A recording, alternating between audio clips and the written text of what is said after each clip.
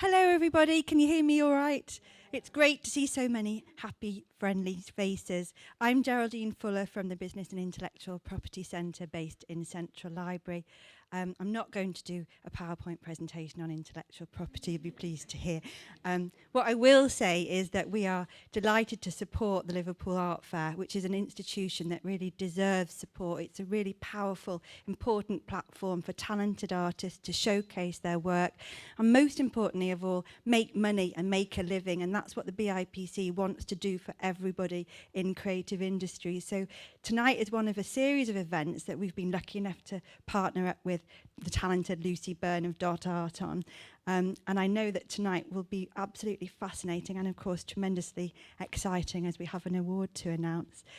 So I hope you enjoy it, and I'll hand over to Lucy Byrne. Thanks, ladies and gentlemen. Thanks very much, Geraldine. So, hello everyone. For those of you who don't know me, my name's Lucy Byrne. I'm the Managing Director of Dot Art. We are the organisation behind Liverpool Art Fair. Welcome this evening. Thank you very much for coming. We have a fantastic event for you. I'm going to be handing over to our speakers in a minute, and after we've heard from them, we'll be announcing our award winners afterwards. But before I do that, I did just want to show you a very quick 1.5-minute film, because I wanted to share some of the other work we do as an organisation at Dot Art. We run a schools programme, which we've been running for the last 12 years. And basically, we're trying to develop the next generation of artists who will be exhibiting at events like Liverpool Art Fair. Because, you know, I'd get told off if I didn't say this. If anyone would like to help support this programme, we'd be very grateful. So we're just going to show you this very quick film, and then I'll be back to introduce our speakers. It's vital to have people who believe in you, to be able to see the worth of what you're doing. It was definitely a massive confidence boost, and it's pushed me in the direction that I've followed ever since, really.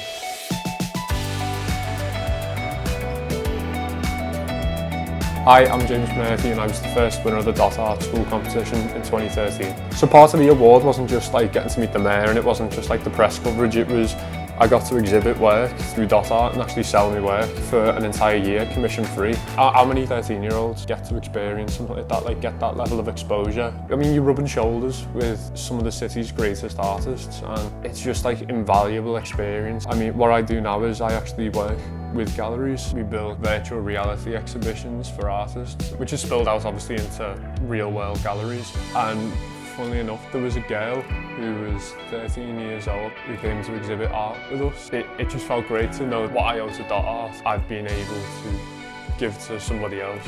Dot Art have set on this like chain of events that are like still ongoing today. They've inspired countless children to see worth and value in being creative. I can pinpoint like everything that's gone on in my adult life all the way back to a success when I was 13 years old. It instills a sense of confidence, and that's not just for the winners either. You get to exhibit at huge venues like the Walker Art Gallery. You don't get that with most other things. It's all about being the best and winning. But by taking part, you get to see your work in galleries that people could only dream of presenting in. All the artists who I've come to know and the exhibitions that we put on all stem from being age 13, hearing my name getting called out and being told that there's value in what I'm doing, and I'm forever indebted to Dot Art for that.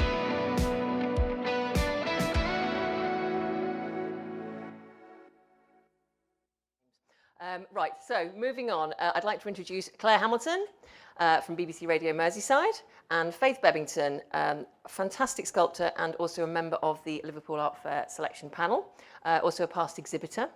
And we're going to hear all about Faith's journey, so I will pass over to these guys.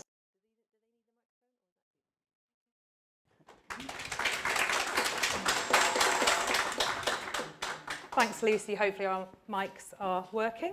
I hope so. I'm really looking forward to this. Me and Faith were chatting before, and she started telling a story. I'm not going to tell you that, I'm not going to tell you that, I'm going to wait till we're actually talking. But I already know there's going to be so much to enjoy and take away from today. An amazing career, an amazing life so far, and we'll hear a little bit later in our conversation how grateful Faith is to still have that life. To be here. To be here, and that's really informed so much of her work and her attitude to lots of things, not just art, but we'll get into that. I'm the political reporter from Radio Merseyside, which might seem a bit weird, but I have done lots of arts coverage in the past, and particularly in Capital of Culture Year, was really proud to be a big part of the way that the BBC locally covered the arts. So whilst I've moved in a political vein in my career now, I still love the arts, and I just think we've got such a rich culture in this city of art. But I know, and again, we're going to talk about this, how difficult it is to be a working artist, and how people like Lucy and the things that she does, and Geraldine too, support the community, lift it up and celebrate what we know to be brilliant, and hopefully shine a light on what goes on here and the city and the creative community that we have here. So Faith, take us back to young Faith, and what made you want to become an artist? Okay, young Faith. Well, when I was 6, my mum gave me a piece of clay, and I was a convert basically. And she used to. My mum was a teacher, taught teachers. So she's education. But she knew that I wasn't really academic, and she realised that I was happy making things. So she fed me with cardboard and tape and newspaper and glue, lots of glue. And she sit me in a hall. We had this massive hallway in our house, and she sit me in a hall on one of those old-fashioned little desks, and I would sit there all day making things, loving it. That was the start. And what was the first thing that you... Can you remember the first thing you made where you thought, that's really good? Yeah, my mum's dead now, but she's still got his little head, horse's head. I was obsessed with horses, like most girls are. Yeah. And what was it about that horse's head that made you think, yeah, I'm really proud of that? Because it looked like a horse's head. Not bad. That's all you could ask for, really, isn't it? When you're about 6, you know, and you're making things that don't always look how you want them to, but it looked like a horse's head. And I made sculptures of all the dogs my mum had. My mum had 2 or 3 dogs at once, and I've made a sculpture of all of them. And yeah, they're sitting in my auntie's house now. And when you're at school, because for lots of us, our first introduction of art is at school, was that something that was part of your experience? Like I said, my mum was a teacher, taught teachers, and she worked at Derby Teacher Training College. And I went to one of the schools, many schools I went to, was her school that was associated with the college. So after school, I used to go into the art department while she was finishing work, and I would make things with the art teacher there. And the thing I remember mainly making was a head in clay, and then I cast it in concrete and had it outside my house my mum's house for 20 years, and then someone nicked it out of the back garden. Yeah, sadly. But so your mum was obviously a huge champion of you. Yeah. And did she, I mean, obviously she was involved in that world, and she's involved in education. Yeah, but did she see, obviously, and she saw the value of what you were trying to do? Yeah. Well, because I was struggling with reading and writing and everything else in life, basically, but I wasn't struggling with art. So she just, like her brother kept saying to her, you know, you shouldn't encourage her to do art because you're not going to be able to make a career out of it. He was a bank manager. So, you know, and my mum was saying, she's fine, you know, we'll just encourage what she can do and see where it takes her. And that's what she did, yeah. And then you went to study art?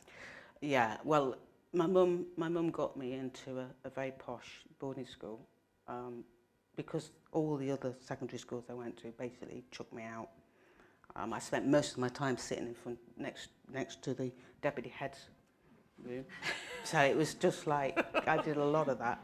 And it was like, my mum said, this is ridiculous, you're not going to learn anything.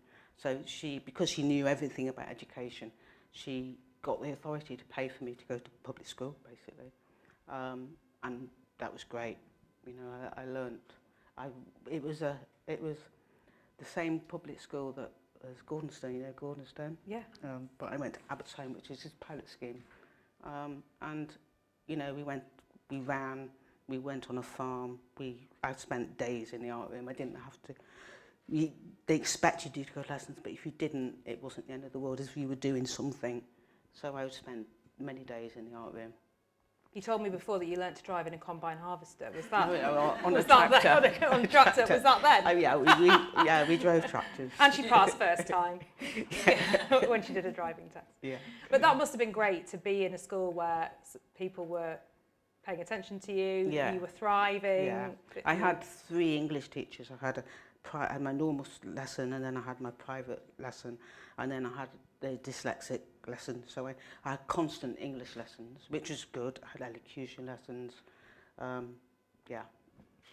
And then what happened next? So you left that school. I left the school. I left the school early. I was doing my A-levels, but I was only doing art and English, and I got a place in Carlisle College of Art, and so I just left.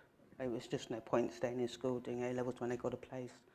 And I'd also dropped a year in school, so basically I caught up with my year in college.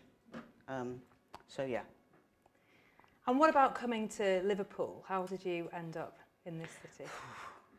Well, I had friends here, and I was going to do my teacher training. Well, it's a long story really, but I was in the Lakes after college. I did my degree in Winchester, so it was like, yeah, go back up north.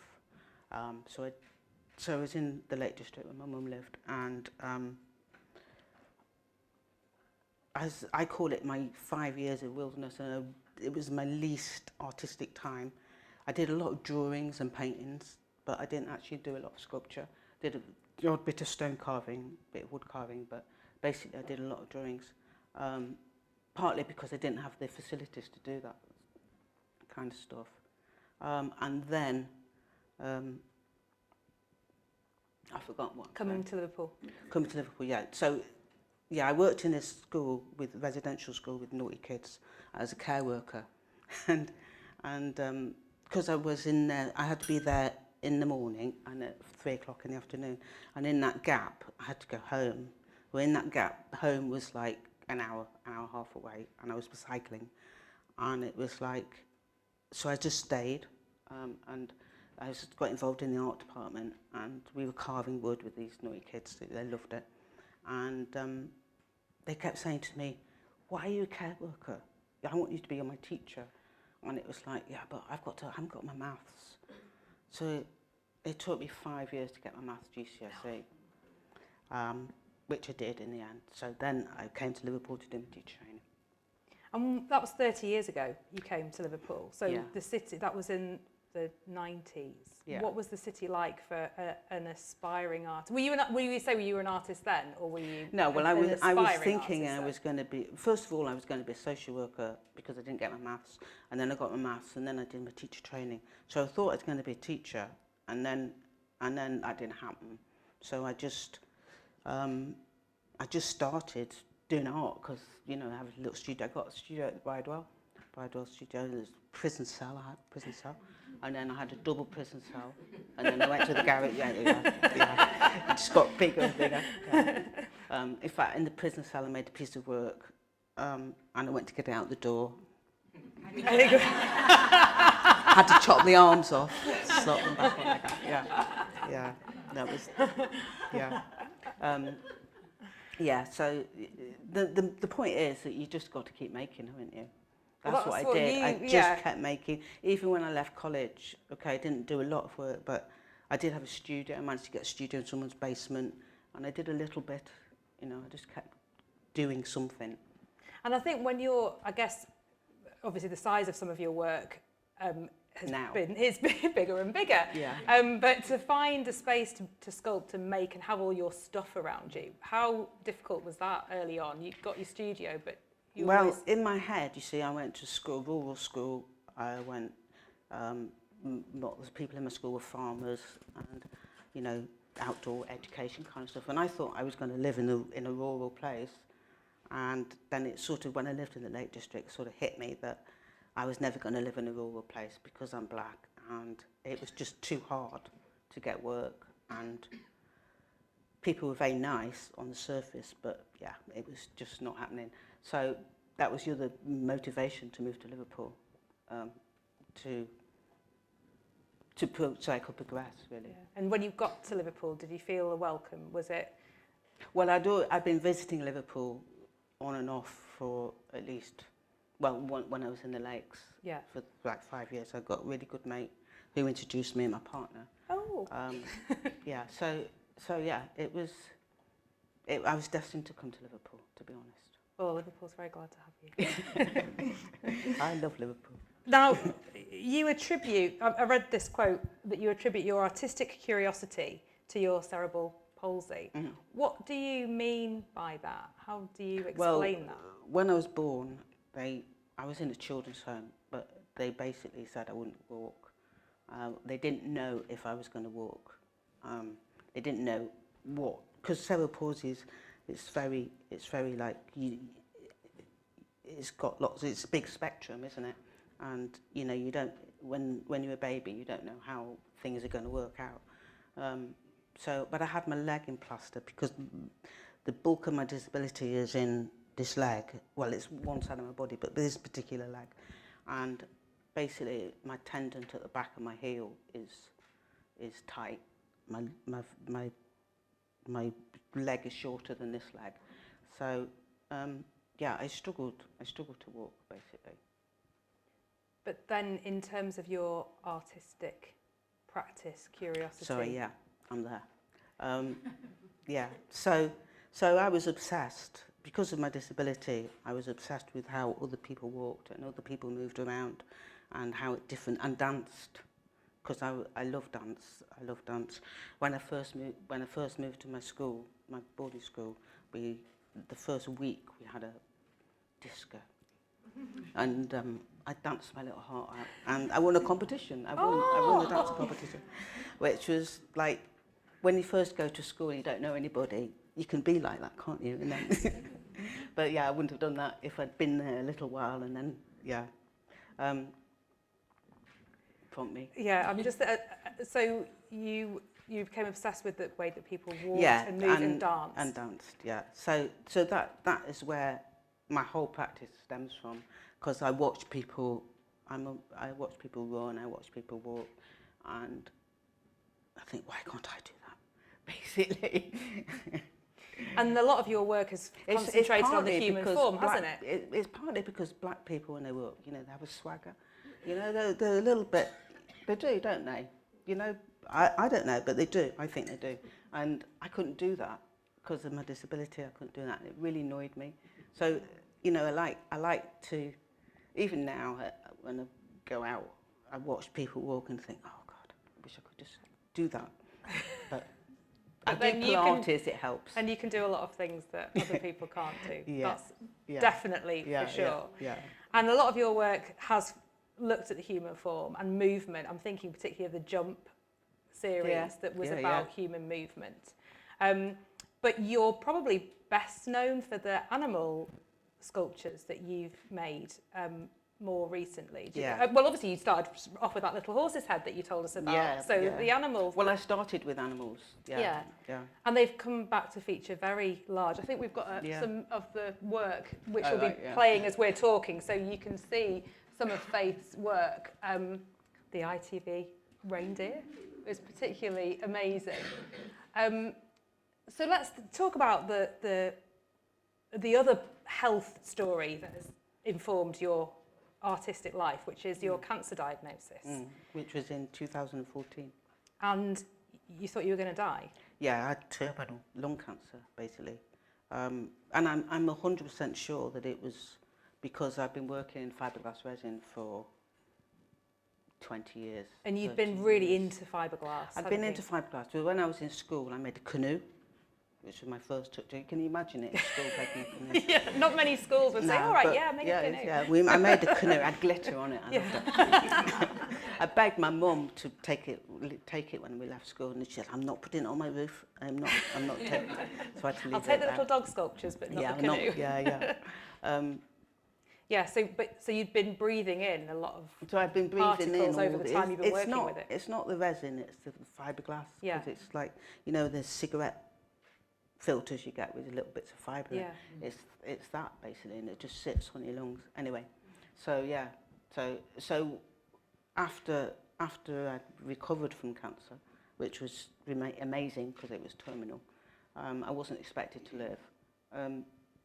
I just thought, I've got to change my practice, I've got to do something different. And I'd already made an elephant and the tiger, and it was like, well, it just seemed to be a natural progression to use recycled stuff and carry on doing that, and particularly recycled plastic, because I was obsessed with the plastic. I remember my mum bought me this book, Sculpting Plastic, which also sort of got me into the idea about plastic. Even in the 60s, you know, plastic was this new fantastic material that everybody loved, and I just poured over this book about sculptures made of plastic, and I got into it. But yeah, now I've got into the recycled gig. It's much healthier, and I can be more varied. I'm much more varied in what I make, and you know what different materials I use is a lot more varied, which is great. And what's your favourite material to work in? Milk bottles. Milk. So tell us about the milk bottles. Why do you like working with them so much? They're so flexible. They're easy to work with. There's lots of it around. My main problem with milk bottles is colouring them. They're really notoriously hard to colour. Like the tiger has been back to me. How old's the tiger? 20 years old? 10 years old? 20, I don't know. It's a few years old. 10 years old. Yeah, 10 years old. 10 years old. Yeah. And I've recovered it twice because it faded. I painted it first and that didn't work. I had to come all off, and now I use dye on it, and that sort of holds it enough, which is good. But yeah, milk bottles are it just makes brilliant fur. You know, doesn't it? It does. And what's the trial and error process then for working? Do you have the material first and then the idea? Yeah, today I spent all morning chopping milk bottles, which is really gross, I must say. Baby sick. Oh. Yeah, that's what I feel when I smoke. The glamour of the life of the artist, eh? Yeah. And like I said, I spent all morning chopping milk bottles because I've been working on this bamboo project, and I've just left them and they've just piled up. People drop them off for me outside my house in my recycling bin.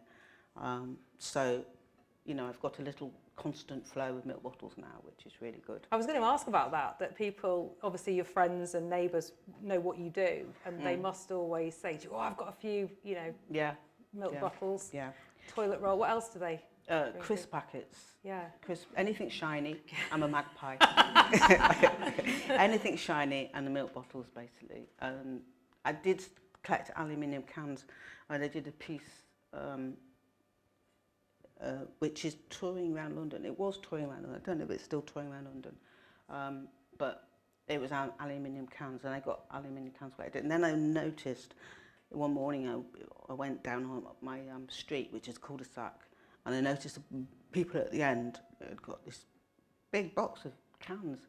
And I said, will you collect them for me? And I had to stop them collecting because I cannot believe how many fizzy drinks they drink. It was just like, I can't cope with this, so I had to stop collecting. But you're working with these things that we all throw away. Has that made you think differently about our consumer culture? Does it underline what you already thought, or does it make you feel better that at least you're Well, I putting do them try beautiful to use. use?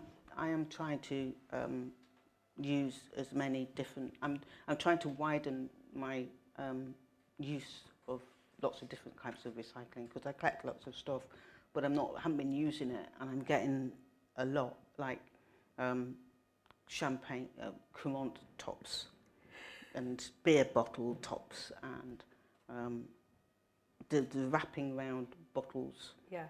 A lot. Lucozade bottles. A lot. No, Yeah. no. I'm thinking alcohol Oh. tops. yeah.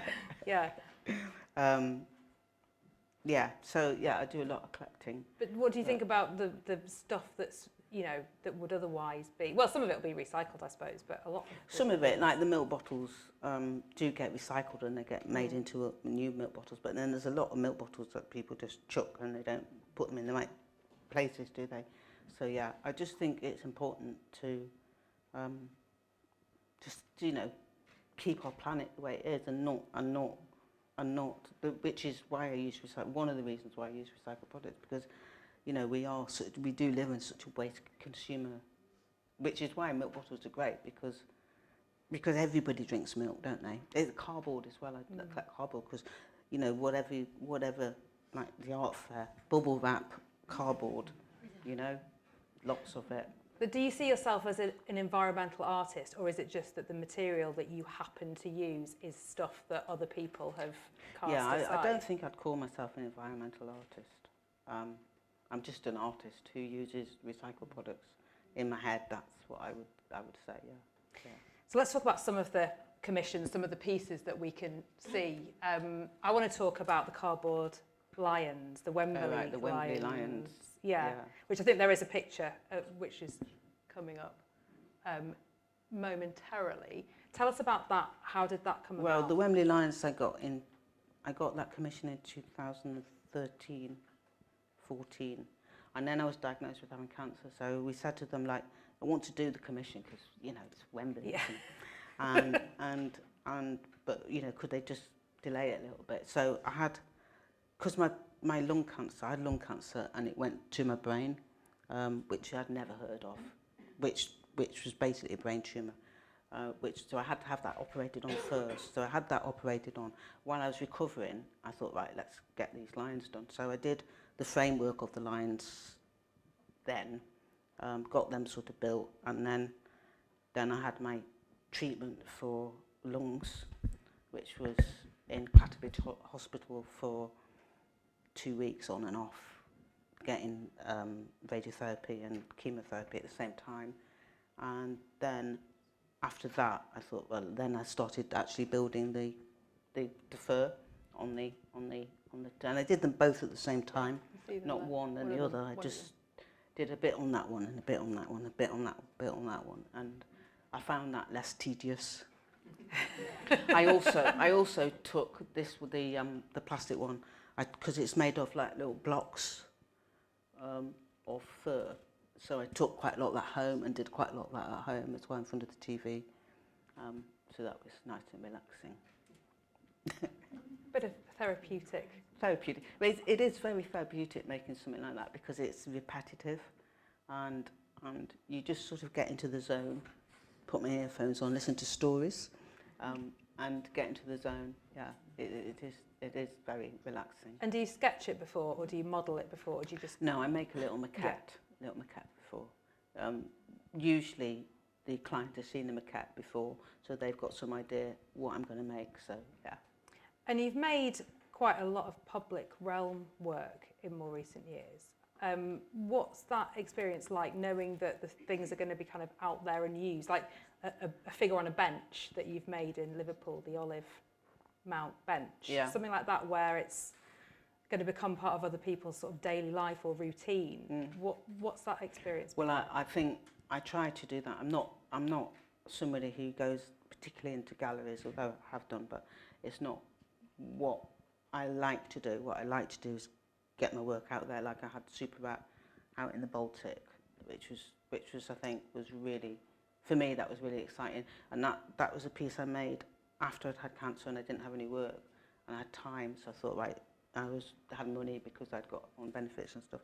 So it was like, yeah, make something I really wanted, which was Super Rat. And yeah, it's just for me, like being on the Liverpool plinth, having my work out on the street, I love. I think that is where my heart is, really. And Super Rat, which was on the Newbird skate park in the Baltic, that was such an arresting piece of work that you just were, wow, that's a rat on top of the, and it just looked brilliant. And people were taking photos of it. Yeah, it just had that moment. You tell the guy who's got the gin garden to get it back up there, because he wouldn't let me put it back up. Well, I was going to ask, because I think it must be really frustrating when you've made a destination piece of work that people are talking about and they go and see, and then because it's out there, you've got to deal with landowners and consent and all these things, you know. Yeah. I mean, you just think, oh, for goodness sake, enjoy it. It's there. It looks great. Yeah. So I would have wanted to put it. I've tried to put it back up there, but Yeah, the guy who owns a gin garden, which but he backs onto that, wouldn't. But so would you look for an alternative home for I have super rat? looked. I have been trying, but not that hard. But I have been trying. Well, I think we should get some sort of movement going to find super rat a new home. Yeah, I think so. I Yeah, think it's, I think you so. know, especially when you know. And Super Rat's got a baby. Well, there you go. You see, get them all around, definitely. But I think having a piece of work that's a destination for people, that's a talking point, was so valuable for an artist and for a city as well. We need those moments at outside galleries and people can come and see them. Yeah, I think so. I think so. Yeah. Yeah, it's because a lot of people don't go into galleries, do they? And they're a bit scared. And I think people see work outside on the street, and they love it. You know, yeah. And that's why I got involved in the Lantern Company. I got involved a lot with the Lantern Company because it was work outside on the street, and they also taught me a lot of skills, I must say. Yeah, so tell us about that, about your work with the Lantern Company, The Lantern and what Company. you've done and what you've learned. Well, I worked with them for 10 years. I'm an associate artist with them. Now, I learned a lot about structure, lightweight structures, and hollow structures. The Jimmy and a lot of my sculptures now light up inside, and it's so much harder to make a sculpture that's hollow than it is solid, if you know what I mean. You've got solid inside. And I learned that with the Lantern Company. I also did a course, before I left the Lakes, I did a course with Welfare State International, which doesn't exist anymore. But everybody who works for the Lantern Company has been to their courses. And it's sort of they expect you to do the whole lot, you know, like processing and performing, doing the music, cooking the dinner. You do the whole lot with Welfare State. And it's sort of, they call it sort of like a way of life, you know, the sort of street art kind of performance thing. But for me, I'm not a performer, and I think a lot of the people who work for the Lantern Company do both. They do make and perform, and I do not want to perform at all. I hate it. So yeah. Even your dancing, just go dancing. You do a lot of schoolwork, or you have done a lot of work with schools, and obviously young people and your experience as a young person has informed your outlook in a way on life. What do you get from working with young people when you're in schools? Oh, they're just a buzz, aren't they? Yeah. Well, particularly I'm trained secondary art teacher, but primary, they're just so enthusiastic and joyous to work with, not like secondary school children, you know. Yeah. But even having said that, secondary, the ability of secondary age kids is so much better that when I do work with them and I get good response, it is really good. I mean, I worked in Chilwell last year, can't remember, and I worked with a year 10, and it's the best year 10 I've ever worked with. I said that to them at the end of the day. They were just, the best class I'd ever worked with ever.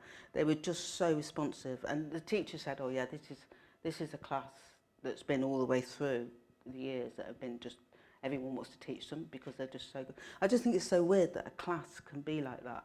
You know, normally you get your kid, but a whole class of children. They were year 10, so they are, you know, they're quite old, aren't they?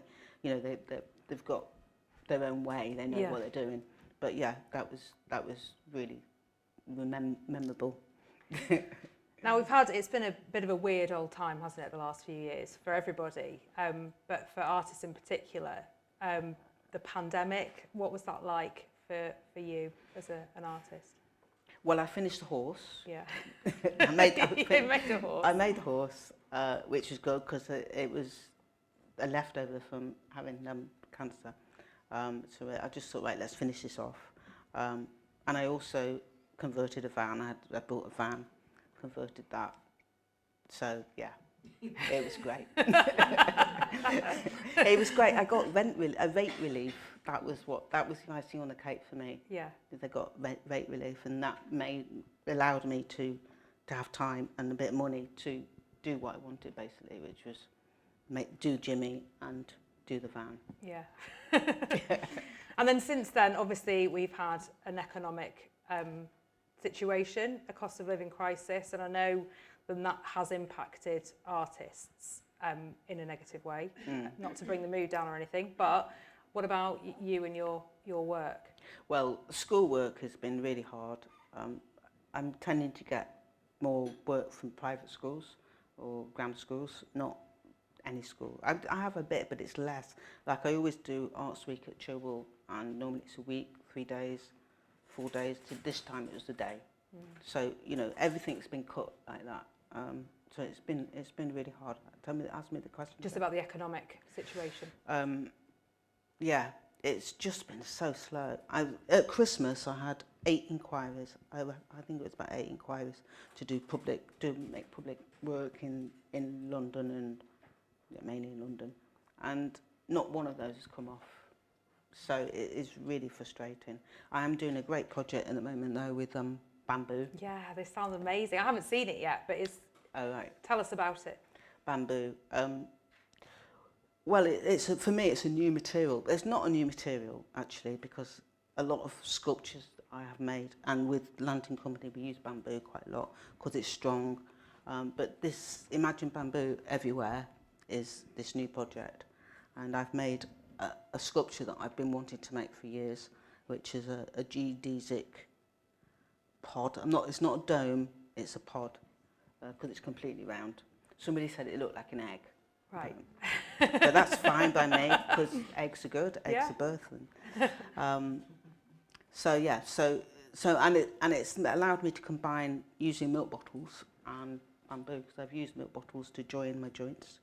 And there's the event that is going to happen is on the 20th of August in St George's Square behind the Chinese Arch. So be there. And you can play. Hopefully we'll be able to get inside and play. We had it out last weekend in Court Hay Flower Show, and they put barriers around it, and they said they had little kids going around wanting to go in and play with my geodesic pod. So I mean that was the idea, that you could get in and be part of it, be immersed in it. Yeah. And that must be, I mean, would you wish the kids could have absolutely. played with We're going to work. We're going to make that happen. We're going to make that happen on my event, which is on the 20th. Yeah. Yeah. And so in terms of the economic situation, then you are getting some commissions. That's a Liverpool City Region project, isn't it? That's going around the city region. But the big organisations, the local authorities, or places which might normally be looking at public art or pieces of work, and maybe being a bit more hesitant, do you think, to spend money? I just think they don't want to spend money, and I don't know why, but I just think people are just holding off because everything's gone up, hasn't it? Everything is rocketed, and I think people are just thinking, well, let's sit back for a year, let's see how things happen. And that's my thing. I'm hopeful that next year things will book up. This year is Chinese New Year, Year of the Rat, isn't it? Year of the Hare. Yeah. And I'm a hare. Oh, so there you go. And auspicious year for you. When this year started, I thought, this is going to be a great year. This is going to be a great year. But when I did pass my driving, the first week of my driving test, I was driving in the Lake District on my own on a dual carriageway, and I saw this hare on the road, and all I could hear with my driving instructor said, "Don't swerve for animals, don't swerve for animals." And I didn't swerve for animals, and I hit this hare and killed the hare. He killed my number plate, and it was just horrendous. It was just like, oh God, why did I do? Why didn't I just swerve? So I think the hare's coming back this year, and it'll be in a good way. No, it's not in a good way. I thought it was going to be a good way, but it's not in a good way. But I did make a sculpture which is the tribute to the hare, because I saw the hare and I saw him in the headlights, and I thought, right, I'm going to make him. So I have made him this year, hoping that would dispel everything. I'm sure it will. What, can we see the hare? Is the hare? I know, because I haven't. It's not been out yet. Not ready yet. Well, we'll look forward to seeing it. We've run out of time, I think, for this part of our conversation. But if anyone listening has a question of their own for Faith about anything we've talked about, or anything that you've thought whilst you've been looking at some of her work, then please do ask away. Take the opportunity to talk to one of our prominent artists in the city. We have a roving mic. On the question, obviously we're interested in intellectual property and we help artists. Have you had any issues over protecting your work or anyone copying it, or any measures that you felt you've had to take? With the runners on Hilton, because they've had 3 lives, haven't they? They've had 3 lives. So the first time they were out, loads of photographers took pictures of them and sold them as cards and prints and stuff like that. So, you know, there's nothing you can do about those kind of things. You just got to let it go. But yeah. And secondly, in terms of selling and making the connections in London, I mean, I know the 8 inquiries didn't come to anything. Do you have an agent? How have you actually got as far as getting those inquiries? Because I think a lot of people just wonder, how do you get out of Liverpool and make those connections within the big cities? You're never as good as your last job. So, you know, you do a job and then hopefully the client will give you another job, which is what they have done, because I worked a lot with Veolia, which is a recycling company. You do everybody's bins. And they're a massive company, and they've employed me, I think, 6 times. But they also have Veolia and Network Rail, or they have Veolia and other companies. So they have combined those and given me commissions as well. But then I've had other recycling companies who've given me work. But it is literally, don't advertise. It is literally, and schoolwork the same, just word of mouth. I can't beat it. There's another lady here at the front. Can I say you definitely need an agent? I need an agent. Well, I have my partner who's a very good agent. I don't think your partner's doing a good enough job. That's because she's got a full-time job. Well, I know a partner very well, and I think she does a superb job. I'd like to ask, what medium would you like to work with that you haven't used yet, and which is your favourite sculpture? I don't have a favourite sculpture. My favourite sculpture is always the one that I'm making at the moment. So at the moment it's bamboo, my bamboo pod. Same question again. And what type of material haven't you worked with yet, but you would like to? I don't know. Oh, I don't know. I haven't. You haven't found it yet? No. I haven't found it yet. No. I like working. I'm quite into working with fabric. Yeah. I have worked in fabric before. When I left college, I made 3 dolls, which are a little bit explicit, called Faith, Hope and Love. But when I really enjoyed it. But my partner sews, and it's sort of like, and every time she looks at them, she goes, "I can't believe you used blanket stitch for all of those."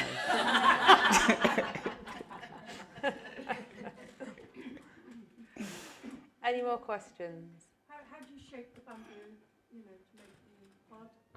Well, it's G. No, it's not flexible. It's G. Well, it's only flexible. We split it, and I split it. I did a workshop, and I split it, and I cut myself right across it. And I haven't split it since. It's lethal when you split it, but it's really good. You can make beautiful shapes when you can split it. But then I just think, well, you could do that with willow, and why make all that effort with bamboo when you can use willow just as well? But So you're going to continue with bamboo? I'm going to make some other stuff with bamboo, yeah. But what I've made is 6-sided shapes with the bamboo, with joints, with milk bottle joints. So, yeah. Do you have to split it? No, I don't. No, because the milk bottles hold the joints, so it's like that. It's not round. We'll look forward to seeing it on the 20th of August. Yeah. Get inside it. Yeah, we'll get inside it. Those little kids couldn't, we will. Yeah. If there's no more questions, well, thank you so much, Faith. Really great to speak to you. Thank you. Very much indeed.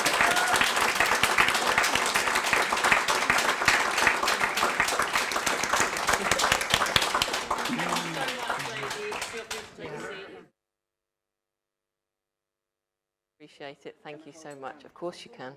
It's cold. It is cold. Left you on stage too long. Thank you, Faith. Right, so after that amazing speech, we're going to move on to the second part of the evening, which is our People's Choice Award. So I wanted to invite our prize donors onto the stage. So Claire, would you like to represent Dot Art? The winners will, the winner of the People's Choice Award will win a year's membership to Dot Art. They will also win a family ticket to the RLB 360 experience, which is the fancy thing at the top. I don't think Chris is here, sorry, I'm just checking. Chris isn't here, is he? No, good. Claire is holding your prize. Michelle from Cass Art, if you'd like to join us. They will also win a 2-week exhibition at the Cass Art store in Liverpool, plus vouchers for Cass Art for art materials. And then last but very much not least, Lisa from Open Media, if you'd like to join us. You may have spotted on the amazing Open Media giant screens across the city over the last 7 weeks. Open Media is our media partner. They've been showing our poster. So we've been getting fantastic exposure across the city. And for the last 2 weeks of the exhibition, our People's Choice winner will actually have their work shown on those screens as well. So we think this is a very, very exciting opportunity. So just in case anyone isn't clear what this is, we have been asking people since we opened on the 30th of June to vote for their favourite artist in the exhibition. We have 175 artists in this show, so it's been quite tricky. We've had a lot of people go, really? Oh, okay, I may be sometime.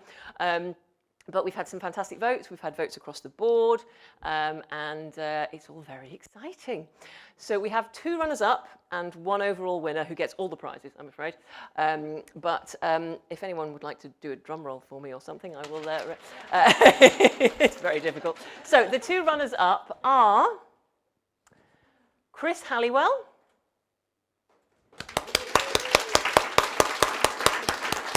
Stand up, Chris. Stand up and wave. And for all the winners and runners, well, Chloe will be taking some photos of you later. And Max Eugeni, who I don't think is here. Oh, Max is here. Oh, hi, Max. Yay, congratulations, Max.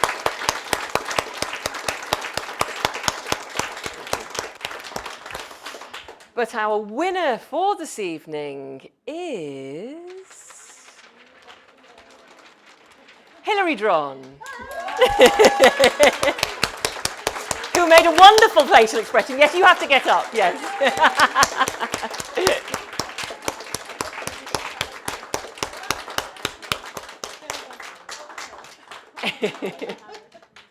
Thank you. It's totally unexpected. Well, there you go. You are very, very well deserved, Hilary. Hilary's a fantastic artist. We'll make her stand next to her work for about half an hour in a minute so you can all see which is her work. But yeah, very, very well deserved. So thank you so much, Hilary. Thank you everybody at Dot Art for putting on this show. It's been fabulous taking part here in the Liverpool Art Fair. It's such a wonderful setting. So I'm really pleased. I can't speak. I'm so surprised. Thanks so much, everybody. Well done. My absolute pleasure.